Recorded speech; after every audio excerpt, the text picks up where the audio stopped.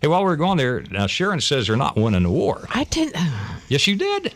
You walked over to get coffee and all I did was agree with Jeffy. Okay. Well, Jeff said we're not winning. He said he gave an interesting analogy, but it's a spurious analogy. And I just agree. He said when you're trying to lose weight and you're suddenly not gaining as much as you were before, that's not losing. And I would agree when it comes to weight loss, but in winning wars, that's not the fact at all. I mean, you look at the way you classified victories over the years in Vietnam and World War II. And how do you exactly classify that we've won? What are the parameters there to say we've won? Saddam is dead. His 2 sons are dead. They're out of power. And right now you're going through a resurrection of the country. It's going to take a little time. It happened here in this country when the North and South split.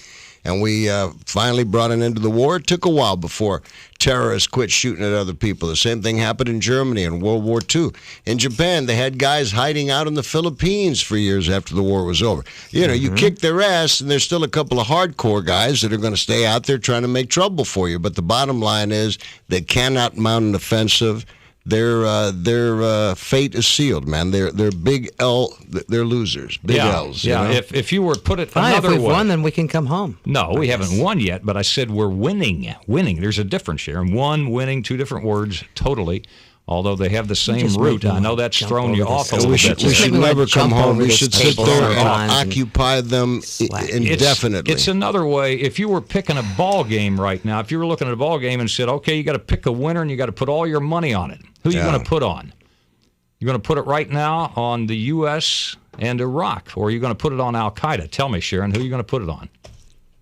Stop. Well, I'm giving you an analogy. I'm giving you a better analogy. A better analogy. Leave me alone. Well, you're the one who started it over here. You took issue with. Get all this business going early in the morning, yelling at me. No, I'm not just yelling at you. Just back on down, okay? I'm not in the mood. At me, you agreed with Jeffy, and Jeffy was dead wrong on that thing. Stop it. A better analogy. How about you, Jeff? Who would you put your money on? Would you put it on Al-Qaeda? God, you drive me crazy. Or America and Iraq right now? Because Sharon would put hers on Al-Qaeda. No, I say America's going to, win this in the long run. But I was just saying, Jack, that, you making the analogy of Americans winning the war because we're having greater losses. That was a bad phraseology. Greater, less losses. Bad phraseology, right? I think sure. I can't even remember what it was. It was so bad. It was something like greater, fewer losses. Greater, fewer losses is what it was, right. An increase in our fewer losses. I'm just thinking that means I'm losing weight because I'm not gaining weight in greater, fewer pounds. Okay, well, Sharon misinterpreted that, and she's putting her money on Al-Qaeda. No, I'm not interpreting it on anything and put anything on Al-Qaeda. I'm just saying Al-Qaeda because she says we're not winning. When all our people are back home, then we've won, okay?